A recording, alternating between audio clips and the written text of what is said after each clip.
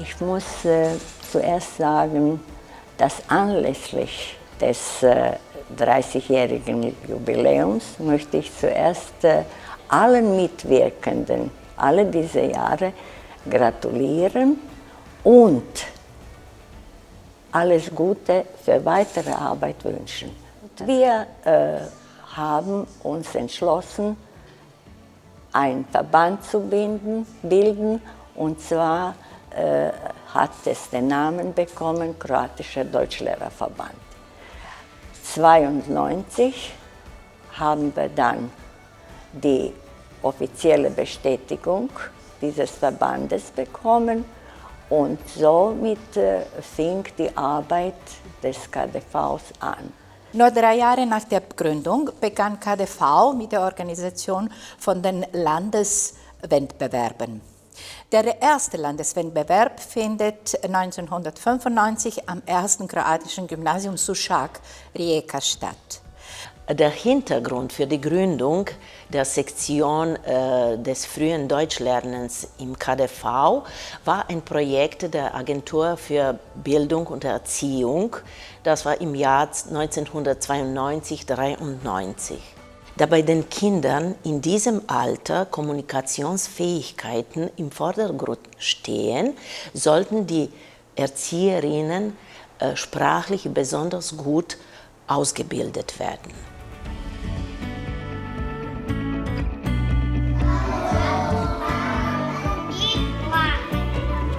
Dann hast du alle Geburtstag? Nein. Als regelmäßige Teilnehmerin von KdV-Fortbildungen muss ich sagen, dass die Organisation immer ausgezeichnet war. Die Themen waren interessant und anwendbar.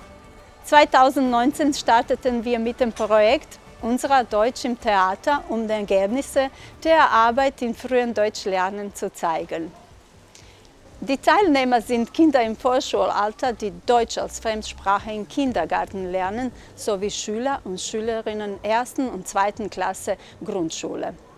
Unser Ziel ist es, die Kontinuität des Erlernens der deutschen Sprache nach dem Kindergarten in der 1. Klasse zu sichern. Denn DAF im Kindergarten ist die Basis der ganzen Bildungspyramide. Weiterhin haben wir eine Vertikale vom Kindergarten bis zum Studium geschafft. Und wir haben über 500 Teilnehmer jedes Jahr und diese Zahl steigt. Die Theaterspiele sind heute ein 3-tägiges internationales Projekt, an dem Theatergruppen aus 8 europäischen Ländern teilnehmen. Es geht nicht nur darum, Deutsch zu schützen und zu stärken, sondern Mehrsprachigkeit zu stärken. Und das geht nur in Zusammenarbeit mit den anderen Sprachlehrerinnenverbänden. Und das war eine sehr wichtige und sehr fruchtbare Zusammenarbeit, die dann auf unterschiedliche Projekte hinauslief. Ich bin zu einem richtigen Fan von Mehrsprachigkeit geworden. Mehrsprachigkeit als ein europäischer Grundsatz, der kulturelle Vielfalt, Pluralismus sicherstellt und gewährleistet.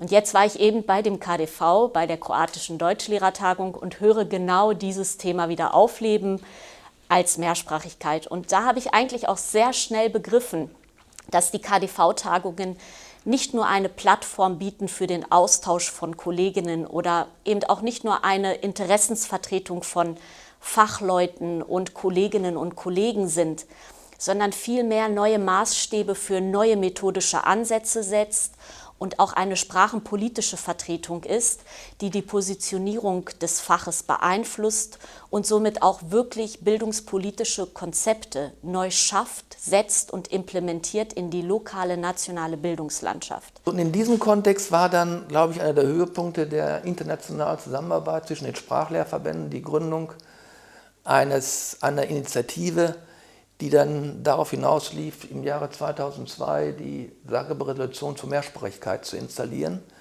Und eine der zentralen Fragen war, wie kann man Mehrsprachigkeit fördern? Und da kamen wir auf die Idee, die nicht neu war, aber die in einer Resolution in Kroatien revolutionär war, danach zu fragen, macht es Sinn, mit der ersten Fremdsprache zu beginnen, ab Klasse 1, auch wenn sie nicht Englisch ist?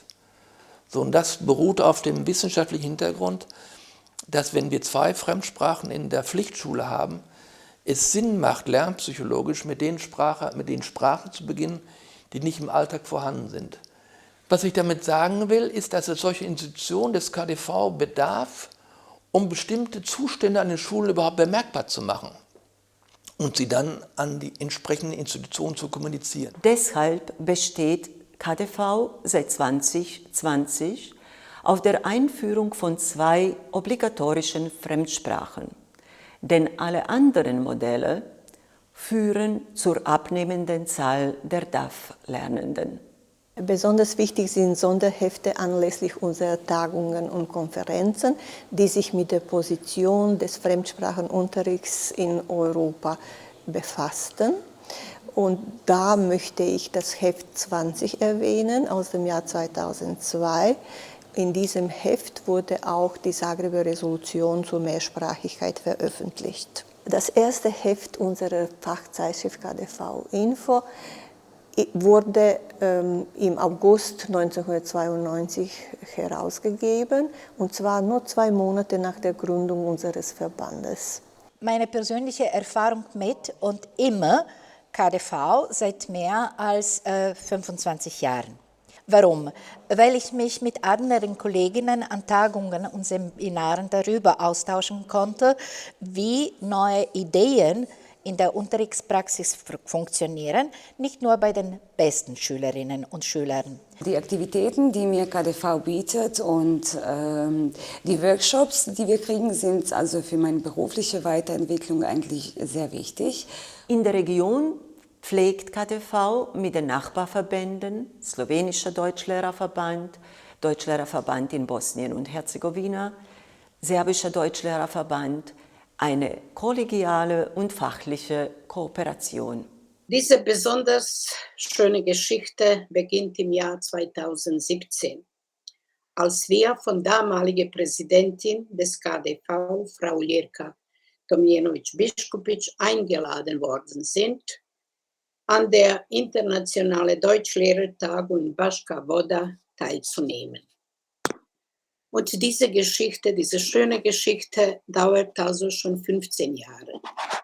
Der zweite Segment der internationalen Kooperation betrifft den IDV, unseren Dachverband, den Internationalen Deutschlehrerinnen und Deutschlehrerverband, mit dem in den letzten Jahren die Zusammenarbeit besonders intensiv war.